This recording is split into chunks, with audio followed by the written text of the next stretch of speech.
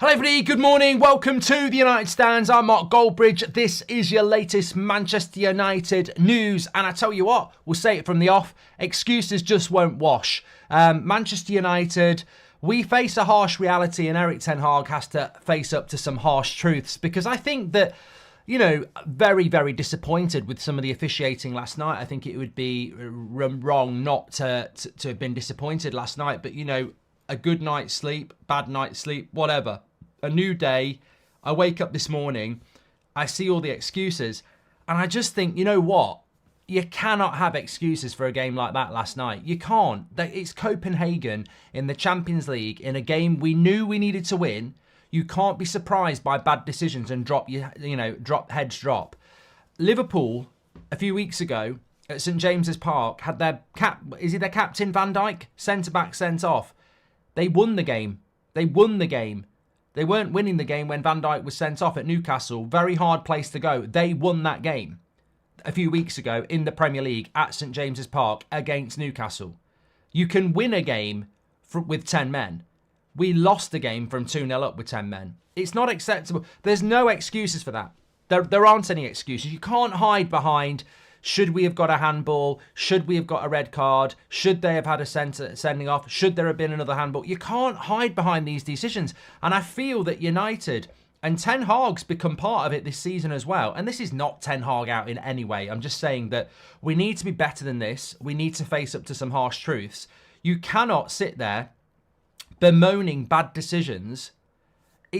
We've become like England. I grew up watching England, right? Italia 90, Euro 96, 98 when Beckham got sent off, 2002. And I fell out of love of watching English football in relation to national team, because I saw it a mile off.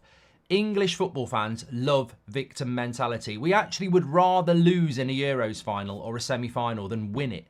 We love the comfort blanket of, oh, we're so unlucky, we're robbed, this, that and the other. And it's happened to United. We've become like England's national team in the sense that we love the comfort of an excuse. And winners don't use excuses. Winners won't hide behind excuses. They stand up and they take it. And I'm not putting excuses on the red card or the decisions. I'll tell you what, there's a very interesting insight from Ashia, one of our members, who said something about why we shouldn't be looking at excuses. But look, I listened to Ten Hag last night, and he was on about Johnny Evans going off, and it was a shame because, you know, we were playing really, really well to that point. He needs to face a reality here. That United team isn't very good. I back Ten Hag, and I don't think sacking the manager is the way to go, because nothing will change. But there seems to be a head buried in the sand with Ten Hag, with some people at Man United and with some people in our fan base. There's a harsh reality here. We're not very good. And you know, talking about Johnny Evans going off injured like it's the end of the world, it's incredible. There was a journalist last night, I forget who it was, who was saying, what a loss Luke Shaw is. I love Luke Shaw. I think we do miss Luke Shaw. But here's a little reminder. We've never won the title with Luke Shaw fit. We've never been good with Luke Shaw fit. We've got to stop looking for these inept excuses. When Luke Shaw comes back, we'll be fine. Oh, if Johnny Evans hadn't got injured, we'd be fine. We're not very good. You look at that starting 11 against Fulham, and you look at the starting 11 last night. There are some good players in there. But as a team, which is what you should always judge a team as, it is not good enough. The team is not good enough. And the problem we've got is there are certain people within this fan base and media and maybe within the club that overhype the reality. I back Ten Hag, I back Manchester United, but I know this season's going to be horrible. I know it's going to be up and down. I know we're going to struggle, because I've watched football for years, I've watched United for years, and I can see that this team is not very good. It's got some honest, hard-working players in it, and it's got a sprinkling of talented players, but as a team, when you put it all together, it's not very good. Even when everybody's fit, it's still not good enough. And we've not got everybody fit. So we're in for it. There needs to be a reality bite. We beat Fulham at the weekend, and people are talking about redemption arcs. Oh, look at McTominay and Maguire's redemption arc. Look at the way Deleu's playing at left back. Keep him in there. You know, look at Eriksen as a holding midfielder. Maybe he's going to be the new De Jong. And I'm like, this is why things like last night happen, because you can't see it. You don't see it coming. I see it coming. I think a lot of United fans see it coming, but unfortunately, we beat Fulham, and people start going, yeah, these are the lads that are going to get us up the league. We will beat Luton at the weekend, and we will beat teams like, you know, that. We will win games. We are that team against Fulham is capable of winning some Premier League games, but it will also get its arse slapped because it's not that good. That United team at the moment, reality is just not that good.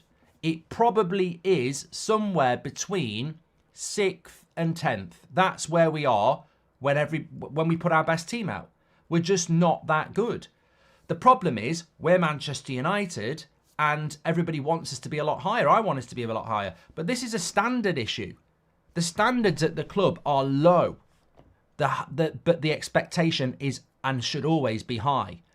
But we keep having this yo-yo thing where people go, they're good, they're crap, they're good, they're crap. And the reality is it's somewhere in between. The reality is we're still using players that Ollie's used. We're still using players that Mourinho used. And they weren't good enough then, and they're not good enough now. They'll get you, they're not rubbish, but they're not good enough either. They're somewhere in between. So they will score you a couple of goals here. They will get you a clean sheet there, but they're not long-term good enough compared to what everybody else is doing.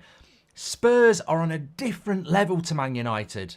Like, I've seen Spurs the other night. They're on a different level. Tactically, you know, unity, team, we're miles off. And that's the reality. Erik Ten Hag not changing it before half-time killed us, says Rory. Mark, you bring Martinez and Shaw back and it's a completely different side. I disagree, Nicholas. I disagree. I think this is just, that's your Nicholas, you're the same person who goes, McTominay and Maguire are good enough to start for United and win things. Like, oh, Martinez and Shaw come back and everything's fine. Oh, the midfield's sorted, is it? The midfield's going to be fine when we bring Martinez and Shaw back. The right-sided centre-back will be fine when Martinez comes back. We're suddenly going to start creating loads and loads of chances when Shaw and Martinez come back. Wake up and smell the coffee. There will be an improvement, but we didn't win the league with Martinez and Shaw last year. We were nowhere near it. We're miles off. The standards of Man United for me is that they should challenge for the title every year. Martinez and Shaw are brilliant players, and I really like them. But it's unfair to think that when they come back, we're going to compete with Man City. We're not. We're bloody miles off.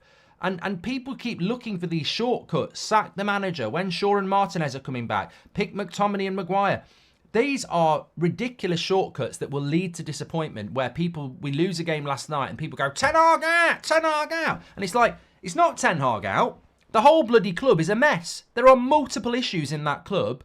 And the reality is we're in for a very bumpy ride. Like it or not.